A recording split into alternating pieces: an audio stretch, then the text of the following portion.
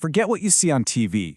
The original drama, the original saga with all the backstabbing and plot twists, it happened a long time ago. This is the story of the first superpowered family to ever rule the world. Oh, you really do? Okay, picture your most awkward family dinner. Got it?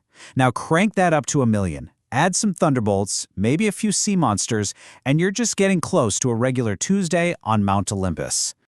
And that's really what the 12 Olympians were. These weren't just some distant, boring statues. No, they were a messy, super powerful, and really complicated family living at the top of a mountain. And their little squabbles, they could cause earthquakes, start wars, or literally change the seasons. Now, you know how it is. At the top of every chaotic family, there's a power couple. And they're either holding it all together or, let's be honest, making everything way, way more complicated. So let's meet the king and queen. First up, you've got the big boss, Zeus. And really, you can just think of him as the CEO of the entire cosmos. He's the guy in charge of the big picture, the one with that iconic thunderbolt, just trying to make sure the universe doesn't completely fall apart. And just look at his job description. He's in charge of the sky, thunder, lightning, all the big stuff. But he's also the god of law and order. And get this, hospitality. That's right. Back in ancient Greece, you had to be nice to your guests because you never knew if Zeus himself was watching. Of course, beside every powerful CEO, there's an even more powerful queen. Meet Hera. She is the goddess of marriage and family. She's majestic, she's formidable, and honestly, she's the one who kept all the receipts on Zeus's many screw-ups. So yeah, she's the protector of the family, of women, of childbirth, but she is absolutely legendary for her jealousy. Her whole thing is marriage and loyalty. So when she didn't get it, well, her rage is what kicks off a ton of Greek myths. You did not want to find out what "or else" meant. But Zeus wasn't an only child. Oh no. He had some incredibly powerful siblings with their own massive kingdoms to run, and each one of them had some serious main character energy. First, let's talk about Poseidon, the ruler of the seas.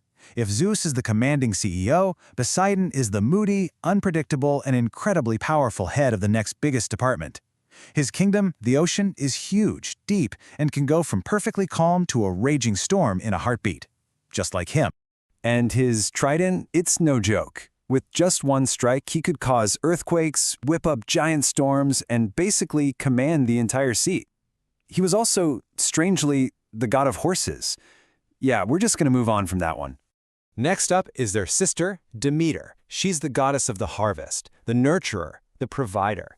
But her story is all about what happens when that nurturing spirit is absolutely shattered by grief. This is probably one of the most powerful origin stories ever. When her daughter, Persephone, was kidnapped and taken to the underworld, Demeter's grief was so huge that she just let the entire world die. The crops failed, the flowers withered, everything went cold. And that, the ancient Greeks said, is why we have winter. A whole season born from a mother's broken heart.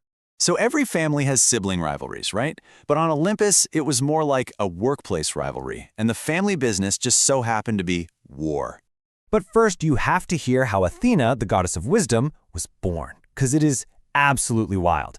Zeus gets this skull-splitting headache, okay? So he tells the blacksmith god Hephaestus to just hit him in the head with a hammer. And boom, out pops Athena, a fully grown adult, already in a complete suit of armor.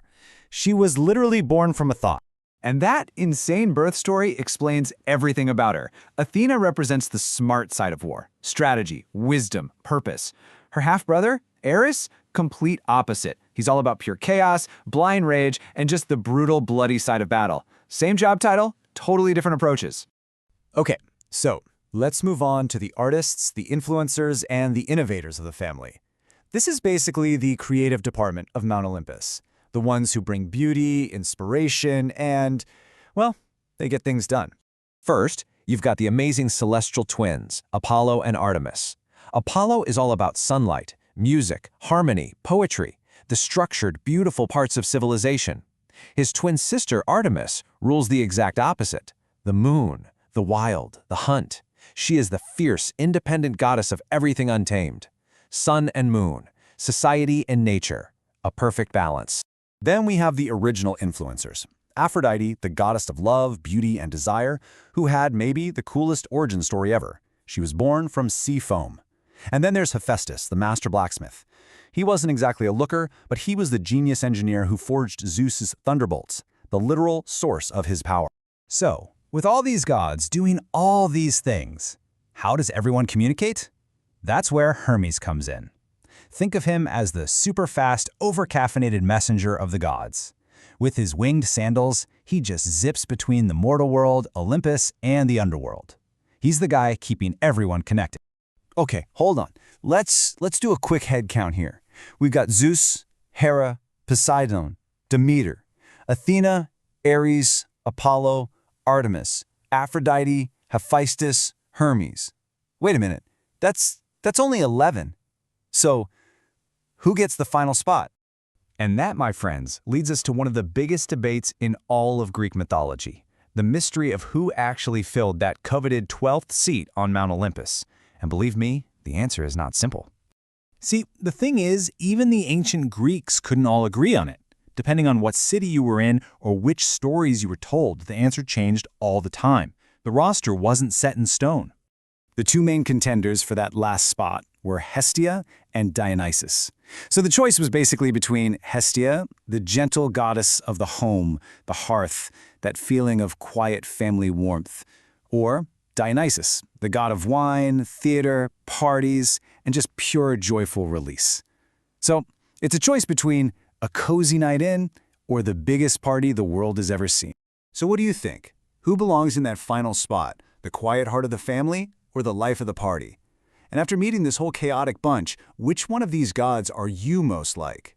Let me know.